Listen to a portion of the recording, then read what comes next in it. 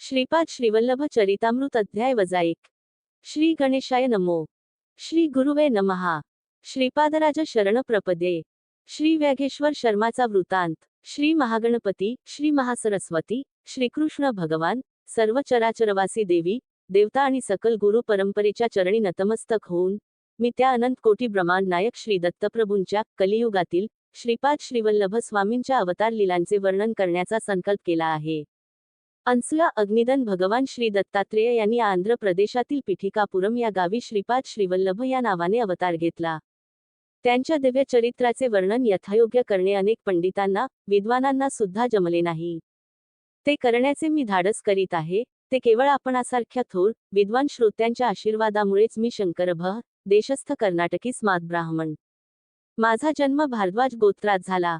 मी श्रीकृष्ण दर्शनासाठी उडुपी तीर्थस्थानी गेलो असताना तेथील नयन मनोहारी, मोरमुकुटधारी कृष्णाने मला मंत्रमुग्ध केले। त्याने मला कन्याकुमारीस जाऊन कन्यका परमेश्वरीचे दर्शन घेण्याची आज्ञा केली। त्याप्रमाणे मी कन्याकुमारीस जाऊन त्रिवेणी सागरात स्नान करून श्रीकन्यका देवीचे दर्शन घेतले। मंदिरातील पुजारी मोठ्या भक्तिभावाने देवीची पूजा करीत होता। मी आणलेले लाल फूल त्याने मोठ्या श्रद्धेने देवीस अर्पण केले। देवी अंबा माझ्याकडे मोठ्या स्नेहपूर्ण नजरेने पाहत असल्याचे जाणवले। ती म्हणत होती, शंकरा, तुझ्या अंतरंगातील भक्तिभावावर भी प्रसन्न झाले आहे। तू कुरवपूर क्षेत्रास जा आणि श्रीपाद श्रीवल्लभ स्वामींच्या दर्शनाने आपल्या जीवनाचे सार्थक कर। त्यांच्या दर्शनाने मनाला, अंतरात्म्याला जो आनंदाचा अनुभव येतो, तो अवर्णनीय असतो। अंबामातेचा आशीर्वाद घेऊन मी प्रवास आरंभ केला आणि थोड्या अंतरावर असलेल्या मरुत्वमलई या गावी येऊन पोहोचलो। लंकेतील रावण संग्रामात लक्ष्मणास इंद्रजिताची शक्ती लागून तो अचेतन अवस्थेत असताना श्री हनुमंताने संजीवनी बुटीसाठी द्रोणगिरी पर्वत उचलून आणला होता। लक्ष्मण संजीवनी बुटीने सजीव झाल्यावर हनुमंत तो पर्वत स्वस्थानी घेऊन जात असताना त्याचा एक मोठा तुकडा येथे पडला। त्याचेच नाव मरुत्वमलई असे पडले। हे स्थान अत्यंत रम्य आहे। येथे अनेक गुहा असून त्यात सिद्ध पुरुष गुप्तरूपाने तपश्चर्या करीत असतात। मी साऱ्या गुहेचे दर्शन पेण्यास आरंभ केला। एका गुहेच्या आत गेलो तेव्हा आत एक वाघ शांत बसलेला दिसला। त्याला पाहताच माझ्या अंगात कापरे भरले आणि घाबरून मी एकदम श्रीपाद श्रीवल्लभा जोराने ओरडलो। त्या निर्जन अरण्यात माझ्या आरोळीचा प्रतिध्वनी तितक्याच मोठ्या आवाजात ऐकू आला। त्या आवाजाने त्या गुहेतून एक वृद्ध तपस्वी बाहेर आले आणि म्हणाले, बाबा रे, तू धन्य आहेस। या अरण्यात श्रीपाद श्रीवल्लभ या नावाचा प्रतिध्वनी आला। श्री दत्त प्रभूंनी कलियुगात श्रीपाद श्रीवल्लभ या नावाने अवतार घेतल्याचे योगी जाजी परमहंस लोकांनाच माहीत आहे। तू अज्ञावान असल्याने या पुण्यस्थळी आलास। तुझ्या सर्व कामना पूर्ण होतील। तुला श्रीपाद श्रीवल्लभांच्या दर्शनाचा लाभ होईल।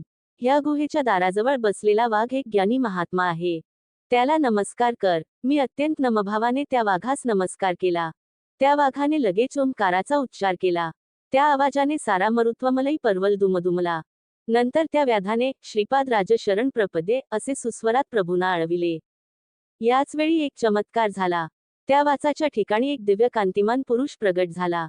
त्याने त्या वृद्ध तपस्व्यास साष्टांग प्रणिपात केला आणि क्षणार्धात आकाश मार्गाने निघून गेला। त्या वृद्ध तपस्व्याने मला त्यांच्या गुहेत मोठ्या आग्रहाने नेले। गुहेत गेल्यावर त्यांनी केवळ संकल्पाने अग्नी प्रज्वलित केला। त्यात आहुती देण्यासाठी लागणारे पवित्र साहित्य, मधुर फळे यांची निर्मिती केली। वैदिक मंत्रोच्चारासह या पदार्थीची अग्नीत आहुती दिली। ते वृद्ध तपस्वी सांगू लागले, या कलियुगात यज्ञ, याग सत्कर्म सारे लुप्त झाले आहेत। पंचभूतात्मक सृष्टीतून सर्व लाभ करून घ्यायचा, परंतु त्या दैवतांचे मात्र विस्मरण करायचे असा मानवाचा धर्म झाला आहे। देवांची प्रीती प्राप्त करण्यासाठी यज्ञ करावेत व त्यांना संतुष्ट करावे। त्यांच्या कृपाप्रसादानेच प्रकृती अनुकूल होते। प्रकृतीमधील कोणत्याही शक्तीचा प्रकोप मानव सहन करू शकत नाही। प्रकृतीमधील शक्तींची मानवाने यथायोग्य मार्गाने शांती करावी, नसता अनेक संकटे उद्भवतात। मानवाने धर्माचरण न केल्यास प्रकृती शक्ती त्याची शिक्षा यथाकाली देते। लोकहितासाठी मी हा यज्ञ केला आहे। या यज्ञाचे फलस्वरूप म्हणून तुला श्रीपाद श्रीवल्लभ स्वामीचे दर्शन होईल। जन्मजन्मांतरीय पुण्यफळास आले म्हणजे असे लाभ घडतात। त्या वृद्ध तपस्व्याच्या मुखातून वाहणाऱ्या या पवित्र वाकगंगा प्रवाहाने मी अगदी भारावून गेलो आणि अत्यंत नम्रतेने त्यांना साष्टांग दंडवत घातले। मी त्या तपस्व्याच्या चरणी प्रार्थना केली, हे ऋषी तर, मी पंडित नाही, योगी नाही, साधक नाही, मी एक अल्पज्ञ आहे। माझ्या मनातील संदेहाची निवृत्ती करून आपण आपला वरदहस्त माझ्या मस्तकी ठेवावा. त्या महापुरुषाने माझ्या शंकेचे समाधान करण्याचा मनोदय दर्शविला. मी म्हटले, हे सिद्ध मुनिवर्या, मी कन्यका देवीचे दर्शन घेताना देवीने सांगितले होते की कुरवपुरी जाऊन श्रीपाद श्रीवल्लभ स्वामींचे दर्शन घ्यावे. मी तेथे जाण्यासाठी निघालो असताना मार्गात आपले व व्याघ्ररूपी महात्म्याचे दर्शन झाले. ते कोण होते, तसेच दत्तप्रभू म्हणजे कोण, याविषयी कृपया विस्तारपूर्वक सांगावे. तेव्हा त्या वृद्ध तपस्व्याने सांगण्यास सुरुवात केली. या आंध्र प्रांतातील गोदावरी मंडलातील अत्री मुनींची तपोभूमी अशा नावाने प्रसिद्ध असलेल्या अत्रेयपूर ग्रामात एक काश्यप गोत्रीय ब्राह्मण कुटुंब वास्तव्य करीत होते. त्यांना परमेश्वराच्या कृपा प्रसादाने एका पुत्राचा लाभ झाला. ब्राह्मण अत्यंत विद्वान, आचार संपन्न होता, परंतु पुत्र मात्र मतिमंद होता. आई वडिलांनी त्याचे नाव व्याघेश्वर असे ठेवले. व्याघेश्वर मोठा होऊ लागला, परंतु त्याच्या बुद्धीची वाढ मात्र होत नव्हती. पित्याने त्याला शिकविण्याचे खूप प्रयत्न केले, परंतु त्यास संपूर्ण संध्यावंदन सुद्धा करता येत नसे. एवढ्या विद्वान ब्राह्मणाचा पुत्र असा अज्ञानी, अशी गावातील लोकांची सारखी टोचणी त्याला अत्यंत दुःखदायक वाटे. एका ब्रह्ममुहूर्तावर त्यास स्वप्न पडले. त्यात त्याला एका दिव्य बालकाचे दर्शन झाले. ते बालक आकाशातून खाली येत होते. त्याचे चरण कमल भूमीस लागताच भूमी सुद्धा दिव्य कांतिमान झाली. तो बालक हळूहळू पावले टाकीत व्याघेश्वराकडे आला आणि म्हणाला, मी असताना तुला भय कशाचे? या यामाचे व माझे ऋणानुबंध आहेत. तू हिमालयातील बदरीकारण्यात जा, तेथे तुझे सारे शुभ होईल. एवढे सांगून तो बालक अंतर्धान पावला. त्या दिव्य बालकाच्या संदेशानुसार व्याघेश्वर शर्मा हिमालयातील बदरीकारण्यात जाण्यास निघाला. मार्गात त्यास अन्नपाण्याची काहीच अडचण पडली नाही. श्रीदत्त कृपेने त्याला वेळेवर अन्नपाणी मिळे. मार्गात एक कुत्रा भेटला व तो त्याच्या बरोबर बदरीवनापर्यंत सोबत होता. या प्रवासात त्यांनी उर्वशी कुंडात स्नान केले. याच वेळी एक महात्मा आपल्या शिष्य समुदायासह उर्वशी कुंडात स्नानासाठी आले. व्याघेश्वराने त्या गुरुवयांना साष्टांग नमस्कार केला आणि माझे शिष्यत्व स्वीकारावे अशी नस प्रार्थना केली. त्या महान गुरुतयोने शिष्य करून घेण्याचे मान्य केले आणि आश्चर्य असे की तत्काळ बरोबर आलेले ते कुत्रे अंतर्धान पावले. त्यावेळी ते महात्मा म्हणाले, हे व्याघेश्वरा, तुझ्याबरोबर आलेला तो श्वान तुझ्या पूर्वजन्मातील केलेल्या पुण्याचे द्योतक होते. त्याने तुला आमच्या स्वाधीन करून ते अंतर्धान पावले. श्रीपाद श्रीवल्लभ स्वामीच्या कृपेमुळेच तू येथे आलास आणि या पुण्यप्रद कुंडात स्नान करू शकलास. ही नरनारायणाच्या वास्तव्याने पुनीत झालेली तपोभूमी आहे.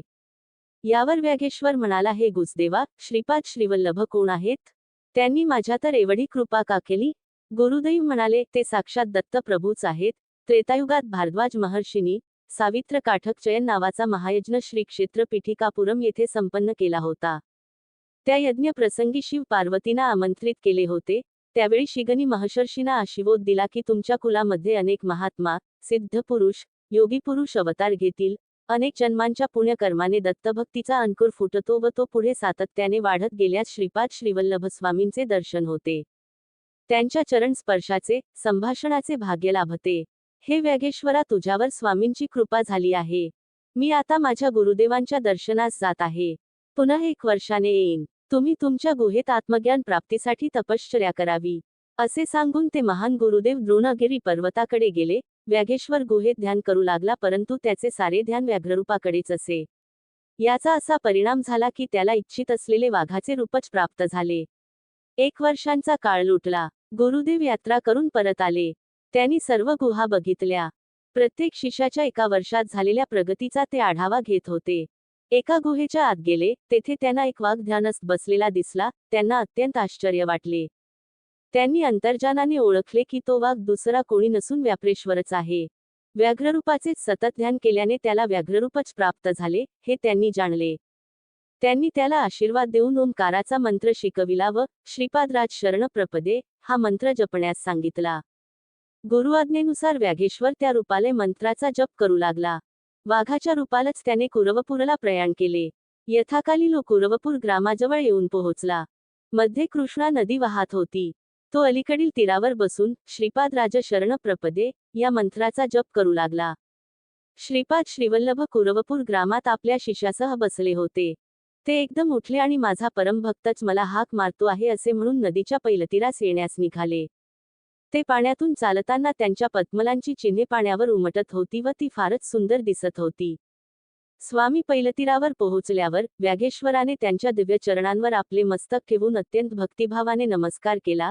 स्वामींनी अत्यंत आनंदाने त्या वाघाचे मस्तक कुरवाळले व त्यावर स्वार होऊन पाण्यातून ते कुरवपुरला पोहोचले. वाघावर बसून आलेले बघून सर्वांना आश्चर्य वाटले. ते वाघावरून उतरताच त्या वाघाच्या शरीरातून एक दिव्य पुरुष बाहेर आला. त्याने आपल्या देहाचे व्याघ्राजीन वाघाई कातडे स्वामींनी आसन म्हणून स्वीकार करावा अशी विनंती केली. तो श्रीच्या चरणी अत्यंत भक्तिभावाने नतमस्तक झाला. त्याचे अष्टभव जागृत होऊन प्रेमभागने त्याने स्वामीच्या चरणावर आपल्या नेत्रातील अश्रूंनी अभिषेक केला. मोठ्या प्रेमभराने स्वामींनी त्याला उठवले आणि म्हणाले, हे व्याघेश्वरा, तू एका जन्मात अत्यंत बलशाली असा मल्ल होतास. तेव्हा तू वाघांशी युद्ध करून त्यांना अतिक्रूरतेने वागवित होतास. त्यांना वेळेवर अन्न पाणी सुद्धा देत नव्हतास. त्यांना साखळीने बांधून लोकांच्या प्रदर्शनासाठी ठेवीत होतास. या दुष्कर्मामुळे तुला अनेक नीच जीव जंतूंच्या योनीत जन्म घ्यावा लागला असता, परंतु माझ्या अनुग्रहाने ते सारे दुष्कर्म हरण झाले आहेत. तू दीर्घकाळ व्याघ्ररूपात राहिल्यामुळे तुला इच्छेनुसार वाघाचे रूप धारण करता येईल व सोडताही येईल. हिमालयात गेल्या 1 वर्षापासून माझी तपश्चर्या करणाऱ्या महान सिद्धांचे तुला दर्शन होईल आणि आशीर्वादही मिळतील. योग मार्गात तू अत्यंत प्रजावत होशील, असा स्वामींनी आशीर्वाद दिला. स्वामी पुढे म्हणाले, तू हिमालयात एक वाघ अत्यंत शांत असलेला पाहिला होतास ना? तो एक महात्मा आहे. तपश्चर्या करणाऱ्या संत पुरुषांना सामान्य लोक व इतर वन्य प्राण्यापासून त्रास होऊ नये म्हणून त्याने ते व्याघ्ररूप धारण केले होते व तो त्याचे संरक्षण करीत होता. गुहेतील तपश्चर्या करणाऱ्या सताचे परस्पर वर्तमान कळविण्याचे काम सुद्धा तो वाघ मोठ्या आनंदाने करीत असे. ही सगळी दत्त प्रभूची लीलाच. श्री व्याघेश्वर शर्माचा वृत्तांत नावाचा अध्याय पहिला समाप्त. श्री हरेन नमो, हरेन नमो. श्रीपाद श्रीवल्लभाचा जय जयकार असो.